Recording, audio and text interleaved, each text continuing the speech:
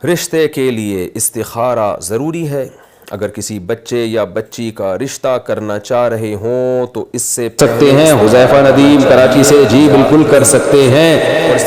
تو کوئی حرج نہیں ہے، بالکل جائز ہے، لیکن بیچ دیا تو قیمت صدقہ کرنی پڑے گی۔ جانور کے ساتھ حرام اجزاء، جانور کی جو ساتھ حرام چیزیں ہوتی ہیں ان میں غدود بھی ہے۔ یہ غدود کیا چیز ہوتی ہے وضاحت کر دیں۔ نور الامین حقانی،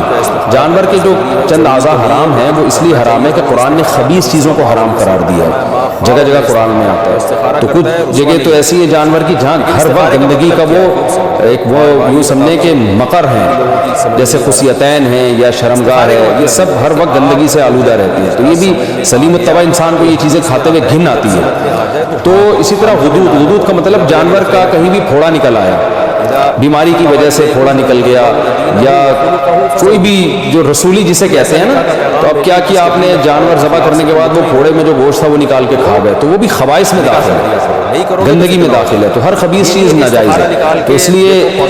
فقہ حنفی میں اس کو بھی ناجائز قرار دیا گیا قرآن کی اس آیت کی وجہ سے۔ تو پھوڑے وڑے نکل آتے ہیں نا جانوروں کے، رسولی نکل آتی ہے، تو وہ جو حدود ہوتے ہیں، جو یعنی گوشت سڑ جاتا ہے وہاں پہ ایک طرح کا، وہ بیماری کی وجہ سے ہوتا ہے وہ، تو اس لیے جانور جب ذبح کریں تو اس کی جو تھوڑا پھنسی کوئی ہو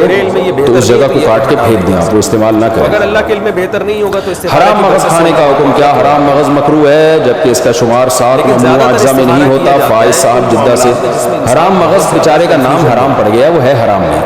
یہ جو ریڑھ کی ہڈی کے اندر ہوتا ہے یہ پیچھے کی طرف، تو یہ حرام نہیں ہوتا، اس کا نام پتہ نہیں کیوں لوگوں نے حرام مغز رکھ دیا ہے، بہرحال یہ حلال۔ تو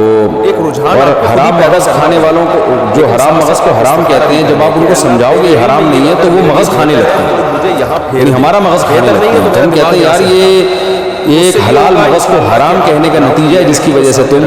ہمارا حلال مغز کھا رہے ہو، تو بہرحال یہ حرام نہیں ہے، جائز ہے بالکل، اور اس کا نام بہتر ہے تبدیل کر دیں، کچھ اور رکھ دیں اس کا نام۔ اوجڑی کھانا حلال ہے یا مکروہ؟ بکرے کی اوجڑی کا کیا حکم ہے؟ سلمان علی،